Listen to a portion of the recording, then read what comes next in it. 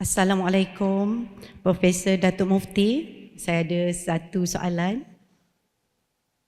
Soalan ini berkaitan dengan kerja-kerja dan tugasan integriti kita, iaitu bagaimana untuk kita membangkitkan atau mentebikkan rasa keikhlasan dan integriti dalam diri-diri petugas yang bekerja, terutamanya kepada polis-polis kita ni. Okay, terima kasih.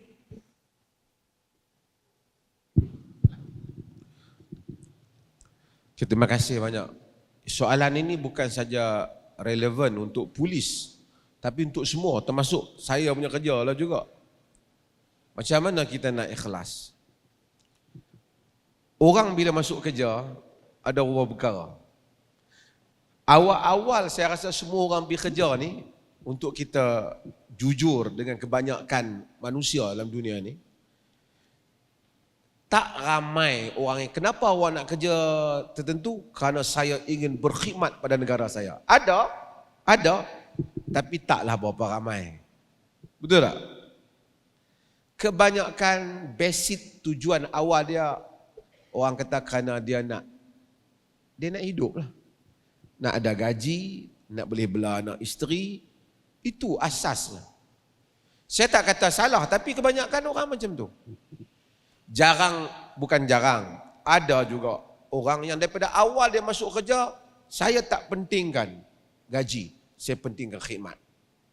Ada, saya pernah jumpa, ramai juga doktor, dia tak pergi kerja kat swasta, saya tanya kenapa?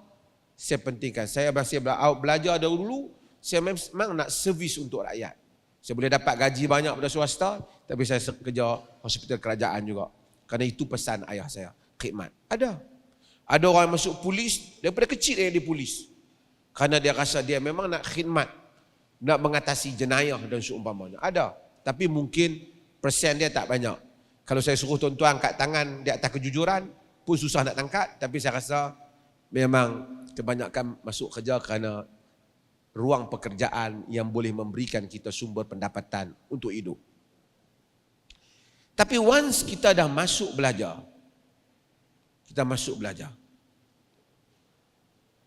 ataupun kita masuk bekerja, macam orang belajar, dia masuk bekerja. Kita masuk bekerja, kita mula mempelajari tugasan kerja kita. Dan kita belajar besarnya makna tugasan ini. Setengah orang dia minta kerja, 1-2 kerja, yang mana dapatlah. Dia isi borang belaka. Tanpa dia ada tujuan. Tapi bila dia masuk, dia ada kesedaran. Saya baca dalam Ibn Manda, Al-Imam Az-Zahabi sebut, dia kata sebahagian daripada pelajar penuntut ilmu, masa awal belajar tak ikhlas, tapi bila dah masuk, ikhlas. Ikhlas tu penting. Kita masuk, kita nak dapat gaji yang halal, satu. Tapi kita tahu tugasan kita ini ada kaitan dengan memberikan khidmat kepada manusia. Dan memberikan khidmat kepada manusia itu merupakan pahala yang besar.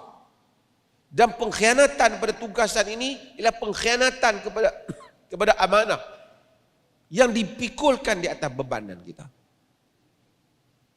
Jadi kita keluar, jika tidak, duka cita. Kerana duka cita, takut kita ada peluang, macam orang jadi polis kan, juga yang lain jugalah, tentera. Dia ada peluang untuk dapat sekurang-kurangnya pahala orang yang mati syahid bila keluar dalam tugasan. Apatah lagi apabila bertempur dengan musuh yang merupakan musuh kepada negara dan kepada umat yang duduk dalam negara juga, yang majoritinya orang Islam. Keselamatan orang. Man qutila duna malihi fahuwa syahid. Siapa yang berperang kerana nak selamatkan harta dia, dia boleh dapat pahala syahid. Ini kan pula orang yang berperang ataupun bertarung kerana nak selamatkan keselamatan awam, boleh dapat pahala syahid. Tapi kalau benda ni langsung tak ada dalam fikiran dia, aku tak kira, aku kira kerja je. Tak ada pernah kita kaitkan dengan Allah, ya Allah, bagilah pahala pada aku di atas tugasan ni.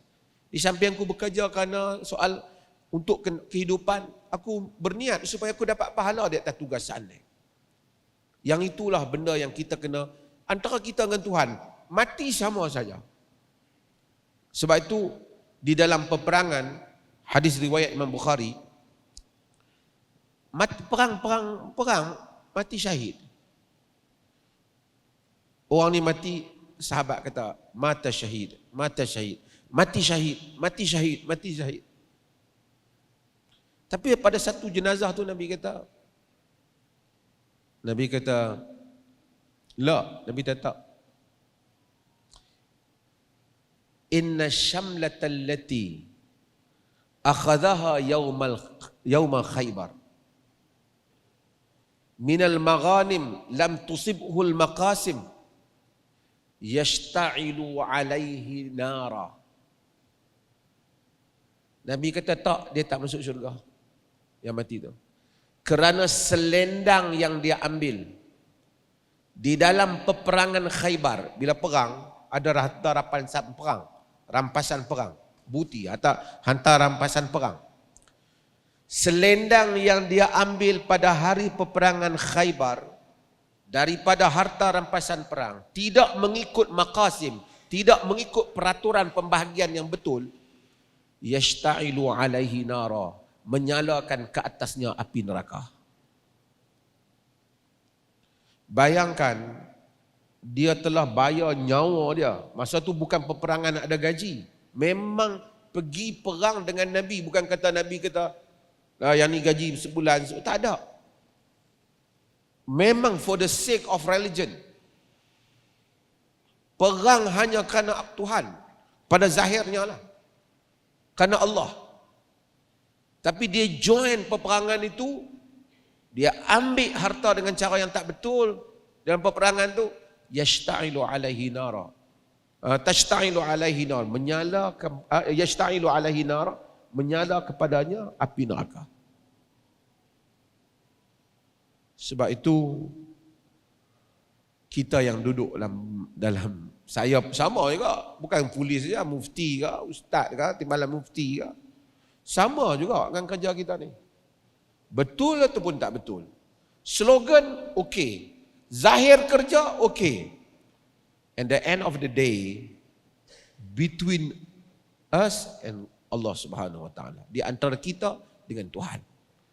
Allah saja tahu dia ni dapat pahala atau tak dapat pahala. Kenapa dia menyertai dan apa yang dia buat ketika dia berkhidmat dan berkaitan dengan tugasan. Manusia semua ada salah. Mungkin dia ada salah di luar pada ni di rumah dia, salah yang personal. Itu antara dia dengan Tuhan lah. Tapi salah yang berkaitan dengan jawatan dia. Berkaitan dengan tugasan yang diberi pada dia. Sebab itu mudah-mudahan semua kita, setiap hari kita ada peluang yang sama.